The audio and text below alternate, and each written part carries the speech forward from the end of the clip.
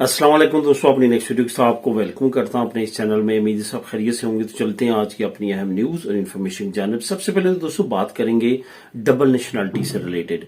यूरोपीय यूनियन में एक नई तैयारी की जा रही है और कुछ मुल्कों ने अमल शुरू कर दिया है। ये तैयारी क्या है, किस तरह अफेक्ट करेगी, क्या स्पेन भी इस तैयारी में शामिल है? डबल नेशनलिटी से रिलेटेड कुछ अहम अपडेट है जो आप लोगों के साथ शेयर करूंगा। उसके बाद बात करेंगे कि क्या स्पेन की इमिग्रेशन पदरों के बगैर भी ली जा सकती है, क्या दीगर प्रूफ जो है वो काबिल अमल होंगे, इस पे बात करेंगे। उसके बाद 8,40,000 इलीगल इमिग्रेंट्स का लीगल होने का चांस, कुछ डाटा दोबारा से पब्लिश किया गया है, कुछ स्टैटिस्टिक्स डिपार्टमेंट की तरफ से अहम अपडेट है जो कि काफी ज्यादा अच्छी खबर के साथ है, इस पे बात करूंगा। उसके बाद आखिर में बात करेंगे कि दूसरे यूरोपीय मुल्क में जो बैठे हुए इलीगल इमिग्रेंट हैं, क्या उनको इस वक्त स्पेन में आना चाहिए, क्या उनको कोई फायदा होगा यहां पे आने का, इस पे बात करेंगे वीडियो के आखिर में, क्योंकि काफी दोस्तों की तरफ से इस पे भी कमेंट आ रहे हैं, तो इसको कवर करूंगा वीडियो के आखिर में। तो सबसे पहले तो बात करते हैं और बताता हूं आपको कि कौन से लिंक आपको नीचे मिलेंगे जिसको आप क्लिक करके खुद भी रीड कर सकेंगे। 8,40,000 जो इलीगल इमिग्रेंट्स हैं जिनका लीगल होने की चांस हैं, जो एक नया डाटा पब्लिश किया गया हुकूमत की तरफ से, जो स्टैटिस्टिक्स डिपार्टमेंट है उसकी तरफ से, उसको आप लोगों के साथ लिंक शेयर करूंगा, लिंक नंबर 1, जिसको क्लिक करके आप खुद भी रीड कर सकेंगे। इसके साथ साथ दोस्तों आपको जो सबसे पहले जिस न्यूज पे चलते हैं उससे पहले आपको ये बताता चलूं कि लाजमी तौर पे अगर आपने ऑलरेडी जो है वो कोई ना कोई इस तरह की एक्टिविटी की है जिसमें आपको इमिग्रेशन, अगर आप तो यहाँ पे इलीगल हैं और आपने यहाँ पे लीगल होना है, तो ये आपको चंद एक एक्टिविटीज हैं जिसका आपने बहुत ज्यादा गौर से तमाम चीजों को मद्देनजर रखना है और उस पर अमल करना है। वो तमाम चीजों को आज इस वीडियो में, आज इस टॉपिक्स में कवर करूंगा। आपको पता है कि ये 10 मिनट की होती है और मेरी कोशिश होती है ज्यादा ज्यादा जो ताजा तीन अपडेट है वो आप लोगों से शेयर करूं, तो इसको गौर से सुना करें। और बाद में जब आप कमेंट करते हैं उसी वीडियो के नीचे जो मैंने उसी वीडियो में बात की होती है, तो मुझे अफसोस होता है कि आपने वो वीडियो कंप्लीट नहीं देखी। मुझे काफी मेहनत करना पड़ती है कलेक्ट करने के लिए, इन्फॉर्मेशन आप लोगों के साथ शेयर करने के लिए। तो बात करते हैं सबसे पहले कि डबल नेशनलिटी की नई तैयारी जो की जा रही है वो क्या है। असल में काफी ममालिक में मुख्तलिफ तरह के रूल है, रेगुलेशन है। 3 तरह के रूल है, रेगुलेशन है कुछ ममालिक में। एक मुल्क तो ऐसा होता है जो कहता है कि मेरी नेशनलिटी जिन शहरियों के पास है वो कोई और मुल्क जो है की नेशनलिटी नहीं रख सकते। इसकी एक एग्जांपल हमारे पास इंडिया की है, जिसने 1952 में कानून पास किया था कि उनके शहरी जो है वो किसी और मुल्क की नेशनलिटी नहीं रख सकते। इसी वजह से इंडियन बिल्कुल भी किसी और कंट्री की नेशनलिटी नहीं रख सकते। पाकिस्तान ने 22 कंट्रीज के साथ एग्रीमेंट किया है और वो रख सकते हैं 22 कंट्रीज के साथ। जिनके साथ एग्रीमेंट नहीं है उनके साथ वो नहीं रख सकते, उनको पाकिस्तान की नेशनलिटी छोड़ना पड़ती है। इसी वजह से स्पेन जो है उन 22 कंट्रीज में फिलहाल नहीं है, तो जिसकी वजह से हमें पाकिस्तान की नेशनलिटी छोड़ना पड़ती है स्पेन की नेशनलिटी लेने के बाद। इसी तरह से कुछ ममालिक ऐसे हैं जिन्होंने टोटली इजाजत दी हुई है कि आप किसी भी कंट्री का बाशिंदा हमारे पास आता है, हमारी नेशनलिटी रखता है, कि बेशक वो अपनी कंट्री की नेशनलिटी ना छोड़े। अभी रिसेंटली जो है वो जर्मनी ने भी अनाउंस कर दिया इस तरह का कानून। और जर्मनी आपको पता है कि यूनियन का जो है वो अमीर तरीन जो है सुपर पावर समझी जाती है यूरोपीय यूनियन की, तो उसके पीछे जो है काफी दूसरे यूरोपीय मुल्क ने भी इस पे सोचना शुरू कर दिया है, जिसमें कुछ बातें जो है वो स्पेन में भी सुनने को मिल रही हैं कि स्पेन भी उस लाइन में खड़ा हो सकता है जिसमें जर्मनी ने ऑलरेडी अनाउंसमेंट कर दी है। उससे इन मुमालिक को क्या फायदा होता है कि इलीगल इमिग्रेंट कोई क्रिमिनल होता है या कुछ और होता है तो आसानी के साथ उसको डिपोर्ट किया जा सकता है, क्योंकि यूएनओ के लॉ के मुताबिक आप किसी भी बाशिंदे को डिपोर्ट नहीं कर सकते अगर उसके पास सिर्फ उसी कंट्री की नेशनलिटी है। अगर किसी और कंट्री की भी नेशनलिटी है तो वो आप उसको डिपोर्ट करके उस कंट्री में भेज सकते हैं या उसको अपने मुल्क से निकाल सकते हैं। तो इसी तरह का अमल दखल जो है इस वक्त यूके में भी शामिल है। आपको पता होगा कि बहुत सारे पाकिस्तानी ब्रिटिश ऐसे हैं जिनके पास डुअल नेशनलिटी है, उनको क्रिमिनल होने की वजह से, हालांकि उनके पास यूके की नेशनलिटी भी है, उनको वहां से डिपोर्ट किया जा रहा है। तो इस तरह के मामला जो है आने वाले वक्त में देखने में आ सकते हैं यूरोपीय यूनियन में भी।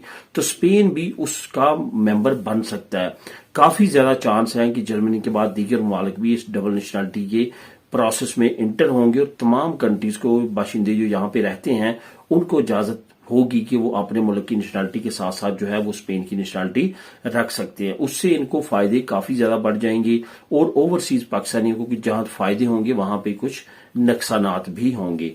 तो ये अपडेट है जो कि आने वाले वक्त में आपको सुनती हुई या अमल होती हुई नजर आ सकती है। अब दोस्तों बात करते हैं कि स्पेन इमिग्रेशन में क्या पदरोन बहुत ज्यादा जरूरी है, दीगर प्रूफ जो है क्या वो भी चल सकते हैं स्पेन की इमिग्रेशन लेने के लिए।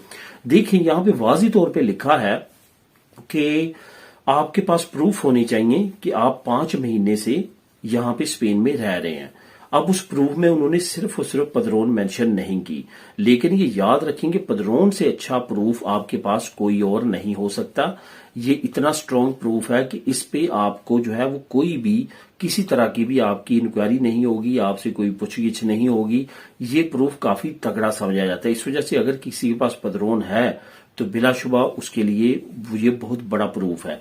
अगर खुदा न खास्ता आपके पास जो है वो पदरोन नहीं है या आपकी पदरोन थी बीच में कट गई फिर करवाई, तो इस तरह के मामलात हैं, तो फिर याद रखें कि आपके नाम का, आपके पासपोर्ट नंबर का, अगर आपने कभी कोई ट्रेवल कार्ड वगैरह बनवाया है जिसमें मेट्रो कार्ड हो सकता है, बस कार्ड हो सकता है, लाइब्रेरी कार्ड हो सकता है, इस तरह का कोई भी कार्ड आपने बनवाया, कुछ शहरों में रेंट पे आप साइकिल लेते हैं जो अजंता मिंतों के अंडर होते हैं, जैसे बार्सिलोना मेडल या बड़ी अजंता मिंतों में है, वो आपने बनवाया, वो भी बगैर नाम और आपके पासपोर्ट नंबर के बगैर नहीं बनता वो, या आपको खुदा न खास्ता की मोलता हुआ है पुलिस की तरफ से, तो वो आपका बहुत बड़ा प्रूफ होता है। इस तरह की कोई भी ऐसा जिसमें आपका नाम, आपका पासपोर्ट नंबर जो है वो ऐड हो, तो वो आप प्रूफ के तौर पे स्पेन की इमिग्रेशन लेने के लिए यूज कर सकते हैं। इस इमिग्रेशन को एक नेमत समझें जिसमें इतनी ज्यादा आसानियां पैदा की गई हैं। सबसे बड़ी आसानी है कि कॉन्ट्रैक्ट की जरूरत नहीं है, उसके बाद प्रूफ के लिहाज से भी बहुत ज्यादा लचक दिखाई जा रही है और ये हुकूमत चाहती है कि ज्यादा से ज्यादा इलीगल इमिग्रेंट्स लीगल हों और वो अपने मामलात को भी संवारें और मुल्क के मामलात को भी बेहतर करें, क्योंकि आने वाले वक्त में स्पेन को बहुत ज्यादा लेबर की जरूरत है, क्योंकि आने वाले वक्त में पेंशनरी जो है वो बढ़ने का बहुत ज्यादा यहाँ पे भी खतरा है। अब दोस्तों बात करते हैं कि 8,40,000 इलीगल इमिग्रेंट्स जो है वो लीगल होने के जिनके चांसेस हैं। असल में हुकूमत ने स्टैटिक्स डिपार्टमेंट के जरिए एक सर्वे के जरिए पता किया है कि कितने टोटल इलीगल इमिग्रेंट्स इस वक्त स्पेन में मौजूद हैं। आपको पता है कि 500,000 की अनाउंसमेंट की गई है, 5 लाख की, कि 5 लाख जो है हम लीगल करेंगे, लेकिन साथ ये भी कहा गया है कि एस्टिमेटेड यानी कि अंदाजन ये बढ़ भी सकते हैं, कम भी हो सकते हैं। कम होने के चांस नहीं है, ये ज्यादा लोगों को, इलीगल लोगों को, इमिग्रेंट्स को लीगल करेंगे। अब यहां पे मैंने पहले भी 1-2 वीडियो में कहा है कि जितनी मरतबा स्पेन में इमिग्रेशन ओपन होती रही है, आखिरी जो होते थे 10 दिन, 15 दिन, 1 हफ्ता, 24 घंटे, 48 घंटे, 72 घंटे, जब भी जो ओपन होती रही है तो ये कैलकुलेशन रही है कि ओपन कर दी जाती थी। जो भी स्पेन में मौजूद है अप्लाई करे और पेपर ले। ये बेशुमार एग्जांपल्स रही हैं जब पहले इमिग्रेशन ओपन होती रही हैं।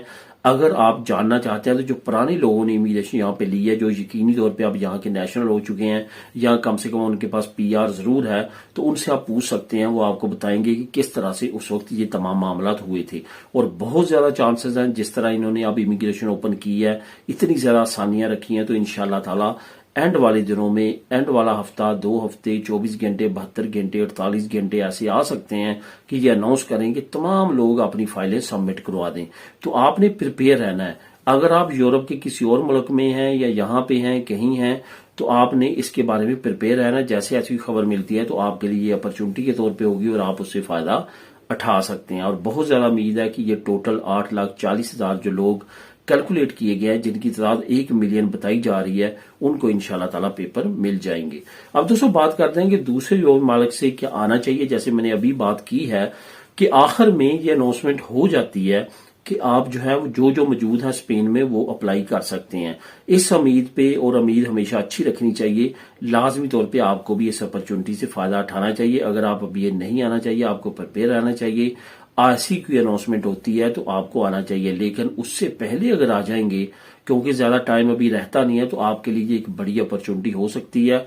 जैसे तैसे करके अभी आप पहुंचेंगे तो बॉर्डर से भी आपको आसानी के साथ हो सकता है कि आपकी बचत हो और आप निकल सकें, लेकिन जब इमिग्रेशन ओपन हो जाएगी, बॉर्डर्स बहुत ज्यादा स्ट्रिक्ट हो जाएंगे, बहुत ज्यादा इलीगल इमिग्रेंट्स को रोका जाएगा और फिर एंटर होना बहुत ज्यादा मुश्किल हो जाएगा। इस वजह से अगर आप इस अपॉर्चुनिटी से फायदा उठाना चाहते हैं, और बहुत ज्यादा उम्मीद है कि जो यहाँ पे इंटर होंगे उनको इंशाल्लाह ताला पेपर मिल जाएंगे इस हुकूमत के होते हुए और इस इमिग्रेशन के प्रोसेस को होते हुए, तो आने वाले वक्त में उनके लिए अपॉर्चुनिटी हो सकती है। तो मेरा तो आंसर यही है कि उनको आना चाहिए और इस अपॉर्चुनिटी से फायदा उठाना चाहिए। मिलेंगे नेक्स्ट वीडियो में नई अपडेट्स के साथ।